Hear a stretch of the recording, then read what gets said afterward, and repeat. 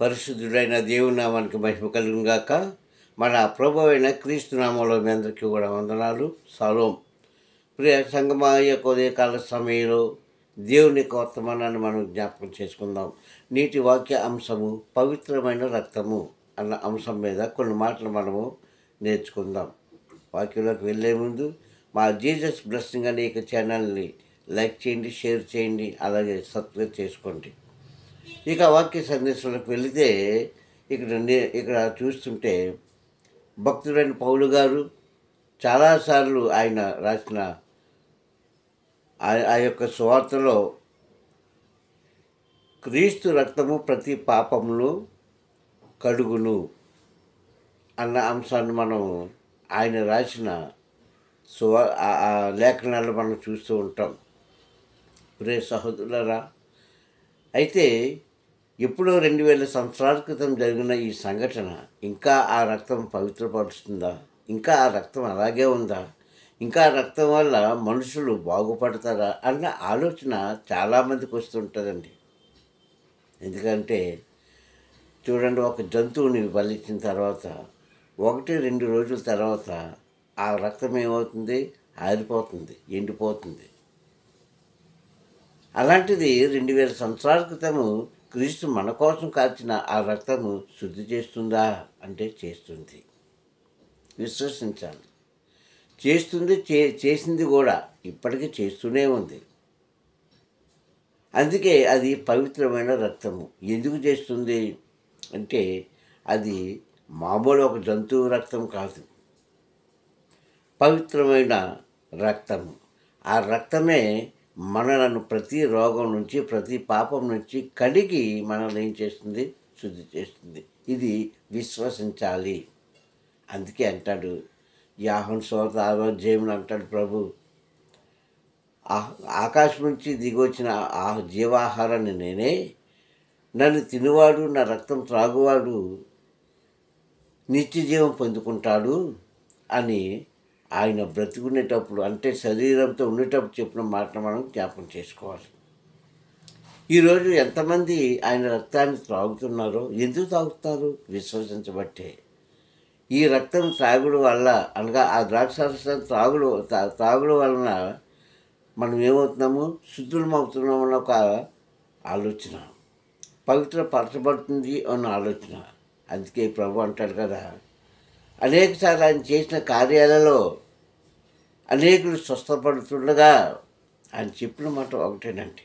ఎందుకంటే క్రీస్తు ఏం చెప్పినా మర్మంతో చెప్పాడు, డైరెక్ట్గా చెప్పలే.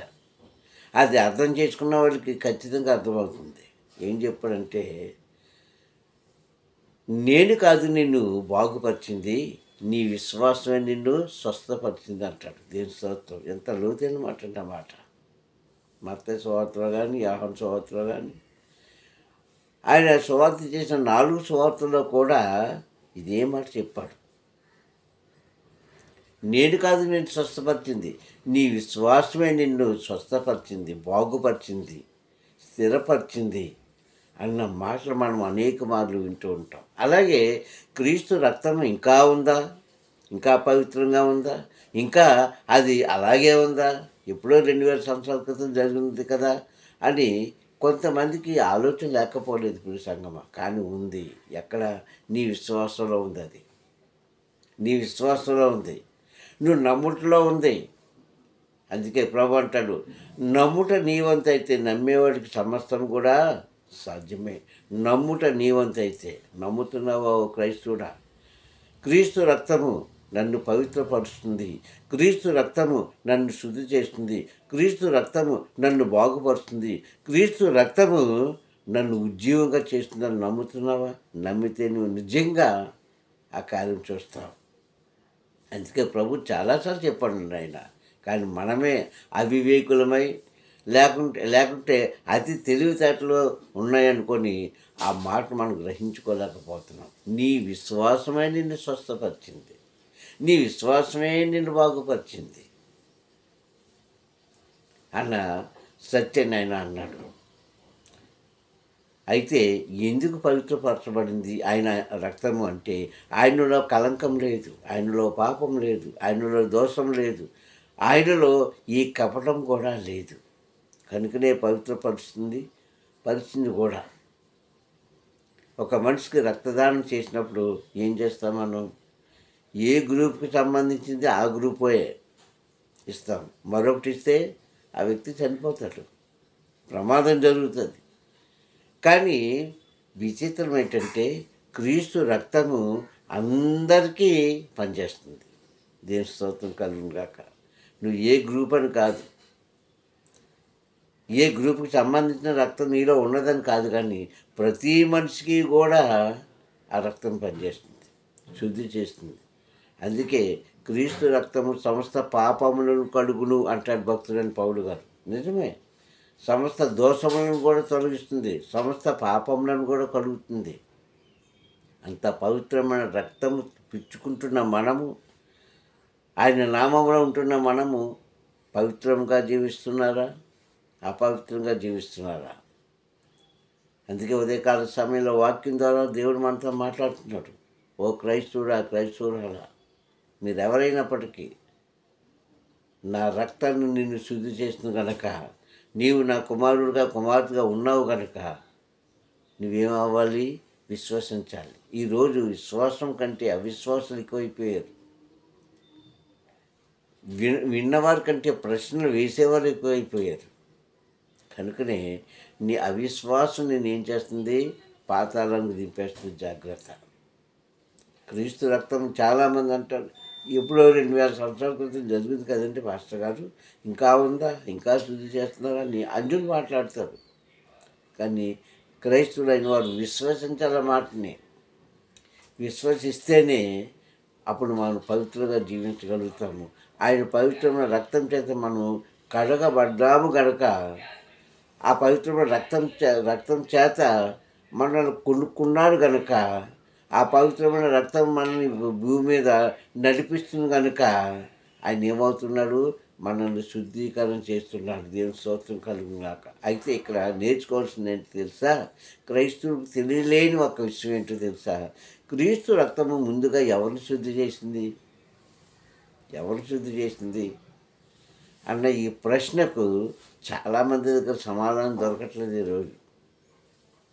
క్రీస్తు రక్తం నన్ను అందరిని శుద్ధి చేసింది, ఓకే, కానీ ముందుగా ఎవరిని శుద్ధి చేసింది అని చూస్తే ఇక్కడ ఒక మాటను మీకు తెలియజేయాలని ఇష్టపడుతున్నాను. ఏమిటది అంటే, క్రీస్తుని కలవరి గిరి మీద, ఆ కొండ మీద, గిరి అనగా కొండ, ఆ కొండ మీద శిలువ వేసినప్పుడు ఆయన తండ్రికి తన ఆత్మను అప్పగించి శరీరాన్ని విడిచిపెట్టినప్పుడు అతనిలోంచి కారిన ప్రతి రక్తపు బొట్టు ఏమైందో తెలుసా? ఆ కొండ కింద 10 మంది కుష్ఠరోగులు ఉన్నారండి. దీని స్తోత్రం, హల్లెలూయా. నిన్ను నన్ను కాదని ముందుగా శుద్ధి చేసింది. 10 మంది కుష్ఠరోగులు ఆ 2 కొండ ఆ బండల కింద ఉన్నారు. ఎందుకంటే వాళ్ళు బయటకు రావడానికి అధికారం లేదు. చూడాలని ఆతృత, ఏడుస్తున్నారు, కన్నీరు కారుస్తున్నారు, దుఃఖిస్తున్నారు. అయ్యో, మమ్మల్ని శుద్ధి చేసిన నా క్రీస్తుని సిలువ వేస్తున్నారే అని రొమ్ము బాదుకున్నారంటే, వాళ్ళ కొండ లోపల, ఆ కొండ కింద 10 మంది కుష్ఠరోగులు ఉంటే ఈ రక్తం ఎక్కడికి వెళ్ళిందో తెలుసా? ముందుగా ఆ రక్తం అలాగే కారి ఆ 10 మంది దగ్గరికి వెళ్ళి ఆ పవిత్రమైన రక్తము ఆ కుష్ఠరోగులను శుద్ధి చేసింది. దేని స్తోత్రం, హల్లెలూయా. అదండి, క్రీస్తు యొక్క రక్తము ముందుగా కుష్ఠరోగులను శుద్ధి చేసింది. ఎందుకు? వారు విశ్వసించారు, వారు నమ్మారు, వారు దుఃఖించారు. అలాగే క్రైస్తవులారా, మీరు విశ్వసించినట్లయితే దేవుని యొక్క రక్తము, క్రీస్తు యొక్క రక్తము, అద్వితీయ కుమారుడైన క్రీస్తు యొక్క రక్తము ఈరోజు నిన్ను నన్ను మన అందరిని శుద్ధి చేస్తుంది. కానీ విచిత్రం ఏంటంటే, నెలకొక్కసారి ఇలాంటి కొన్ని చోట్ల వారానికి ఒక్కసారి ఆ రక్తాన్ని మనం పుచ్చుకుంటామే, కానీ ఆ క్షణమే మరలా మన పాపపు జీవితంలోకి వెళ్ళిపోతున్నప్పుడు నిన్ను ఎలా శుద్ధి చేస్తుంది? నువ్వు ఎలా పవిత్రాలుకుంటావు? అది తెలుసుకొని ముందుగా. అందుకే క్రీస్తు రక్తము ప్రతి పాపమును క్షమించును అన్న మాటకు కట్టుబడి మనం జీవించాలి. ప్రియ సహోదరులారా, ఆ కుష్ఠరోగులను శుద్ధి చేసిన ఆ రక్తమే ఈరోజు నిన్ను నన్ను శుద్ధి చేస్తుంది, మనలందరినీ శుద్ధి చేస్తుంది. అందుకే ఆ రక్తానికి పెట్టిన పేరు పవిత్రమైన రక్తము. దేవుని స్తోత్రం, హల్లెలూయా. ఆ రక్తంలో కడగబడిన మనము, శుద్ధి చేయబడిన మనము ఇంకెంత జాగ్రత్తగా ఉండాలి. ఆ 10 మంది రోగులు కూడా, కుష్ఠరోగులు కూడా శుద్ధి అయిన తర్వాత వారు పబ్లిక్లోకి వచ్చి ఆనాడు దేవుని మహిమపరిచారు. దేవుని స్తోత్రం, హల్లెలూయా. దేవుని మహిమపరిచినప్పుడు చూస్తున్న ఆ ప్రజలందరూ కూడా ఆశ్చర్యపోయారు సంగమా. ఎందుకంటే మనం శుద్ధీకరణం అవ్వాలంటే క్రీస్తు యొక్క రక్తం ద్వారానే. నీ రక్తం ద్వారా, నా రక్తం ద్వారా కాదు. ముందు చెప్పుకున్నట్లుగా ఒక వ్యక్తికి రక్తం ఎక్కించాలంటే నీ వ్యక్తే ఆ వ్యక్తి, నీవారే. కానీ నీ రక్తం పనికిరాదు. ఆ కేటగిరీకి సంబంధించిన, ఆ గ్రూపుకి సంబంధించిన రక్తమే కావాలి. కానీ క్రీస్తు రక్తం అందుకంటుంది, క్రీస్తు యొక్క రక్తం అంట ప్రతి పాపమును శుద్ధి చేసి ప్రతి మనిషిని కూడా పవిత్రపరుస్తుంది అంటాడు భక్తుడైన పౌలు గారు. ప్రతి మనిషిలో ఉన్నది క్రీస్తు రక్తమే. ప్రియ సంగమా, ఇది జ్ఞాపకం చేసుకుంటే మరలా నీవు పాపమనే ఊబిలోకి దిగవు, మరలా నీవు మోసమనే ఊబిలోకి దిగవు, మరలా నీవు అనేకమైన దేవుడికి వ్యతిరేకమైన కార్యాలు చేయడానికి ఇష్టపడవు. ఎందుకంటే పవిత్రపరచబడ్డావు కనుకనే నువ్వు దేవుని మహిమపరుస్తున్నావా, క్రీస్తుకు లోబడి ఉంటున్నావా. దేవుని స్తోత్రం, హల్లెలూయా. అందుకని అన్నాడు, ఈ రక్తం, ఈ రొట్టె తిని ఈ రక్తం నా శరీరం తిని నా యొక్క రక్తం త్రాగువాడు మాత్రమే నిత్య జీవం అన్నాడు యోహాను సువార్త 6వ అధ్యాయంలో. ఆయన శరీరం తింటున్నాము, ఆయన రక్తం తాగుతున్నాము ప్రతి నెల లేక ప్రతి వారం, కొన్ని చోట్ల వారానికి కూడా వస్తూ ఉంటారు, తీసుకుంటామే. కానీ ఆ క్షణమే మరలా పాపంలోకి దిగిపోతున్నావా ఓ క్రైస్తవుడు జాగ్రత్త.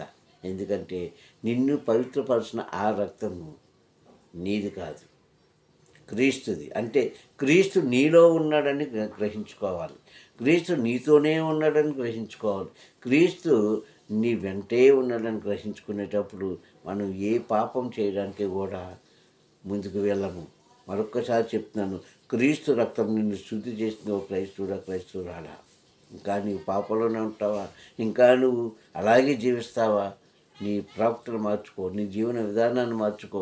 నీవు చేస్తున్న క్రియ ఏమిటో నీవు తెలుసుకొని క్రీస్తుకు లోబడినప్పుడు నిన్ను పవిత్రపరిచిన ఆ రక్తమే నీవు మృతి చెందే వరకు కూడా కాపుదలు ఇస్తుందని, బ్రతికిస్తుందని, శుద్ధి చేస్తుందని తెలియజేస్తున్నాను. ప్రార్థన చేసుకుందాం. ప్రేమ స్వరూపుడా, నీకు వందనములు నాయనా. ఈ యొక్క సమయంలో నీవు ఇచ్చిన వాక్యాన్ని బట్టి స్తోత్రములు.